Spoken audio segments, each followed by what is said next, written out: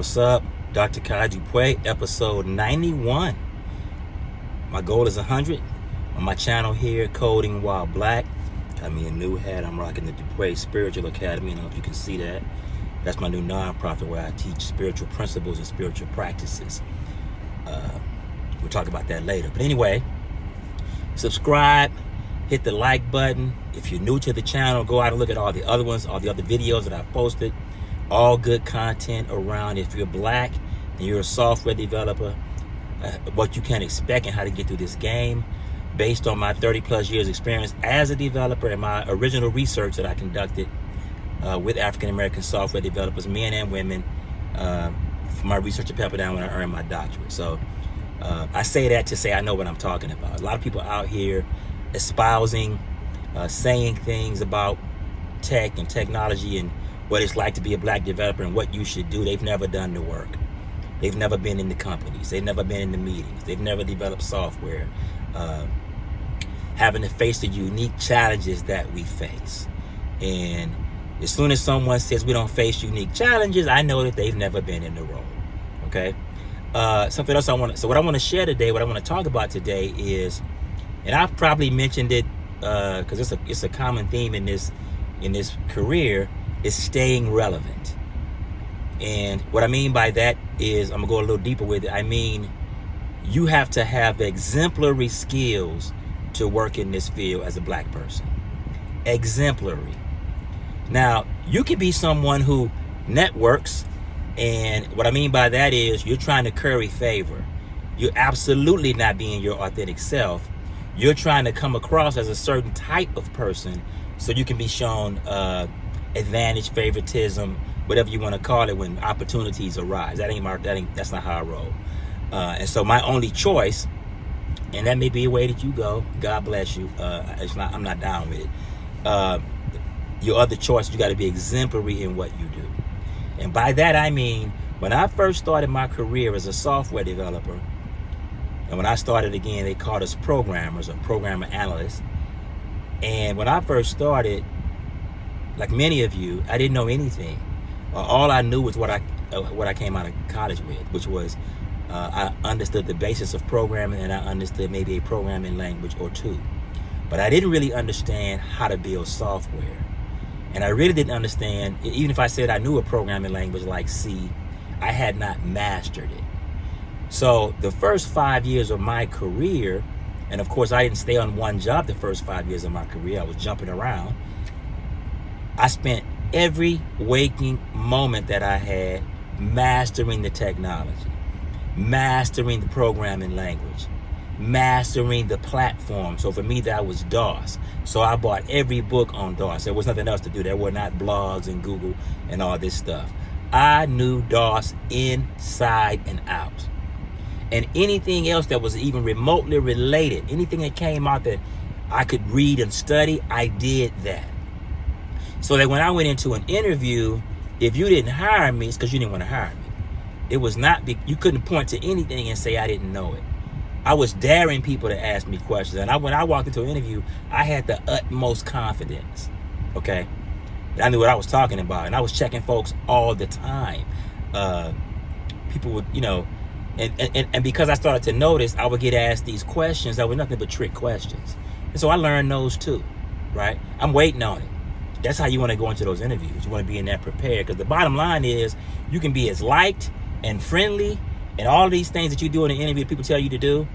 And when you come out and you don't get that job, it could be for many reasons, but a lot of times they will say, we're looking for someone with stronger technical skills, or we're looking for someone that has this background. Well, you knew that before you brought me in, right? So I must have had the technical skills in the background. So they've asked you something, some question that you couldn't answer from a technical standpoint. And if that happens, go back and work on your game.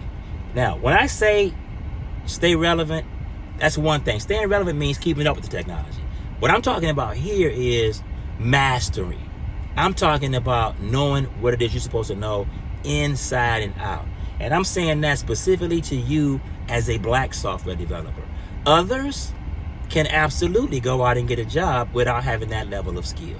And people can cry about that and say I'm not characterizing things properly all they want. I'm telling you what I know. I have been in positions of being the person being interviewed. Again, I've been in this game for 30 years, and I've been in the position of a person who conducts the interviews, okay? And I can tell you from experience, I have had several situations where I'm assessing someone's ability.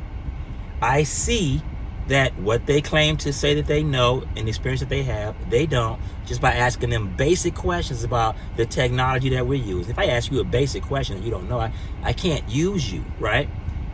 I've done that a number of times, going back to my management and said, because I don't like the word leadership, because most of these folks are not leaders, they're managers. And I've said, hey, this person's not qualified.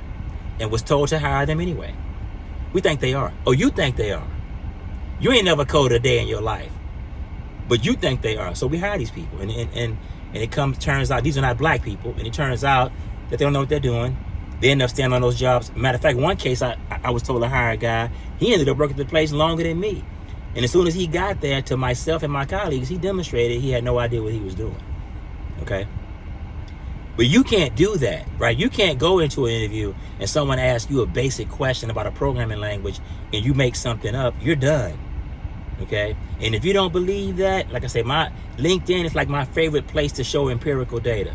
Just go out, and I got brothers contacting me all the time. Hey, Kai, what should I do? I just graduated from college. I just graduated from a boot camp. I'm looking for an opportunity. Okay? And I tell them what you must do from a black perspective, because it's different.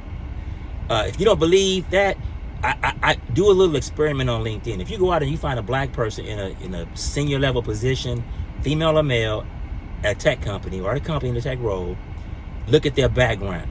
It's going to be more than what they need for the role. That they're going to be overqualified. And then go pick you a random person who ain't black and look at a senior person and see what jobs they were doing prior to becoming, when they got their opportunity to code, right? You're going to see stuff like BA in music history. And that's not for everybody. Of course not. Of course there are people out there who are non-black who have the background to go into the field. But what I'm saying is many more opportunities out there for those who don't go that route, that are not available to you, right? And when I say not available to you, I'm talking about historical data and evidence, not emotion and not what I think. I see it all. Even recently, in the last 5 years, I've recommended folks for jobs where I work, and they come in with PhDs and experience at NASA, and even having things like the certification that we give out.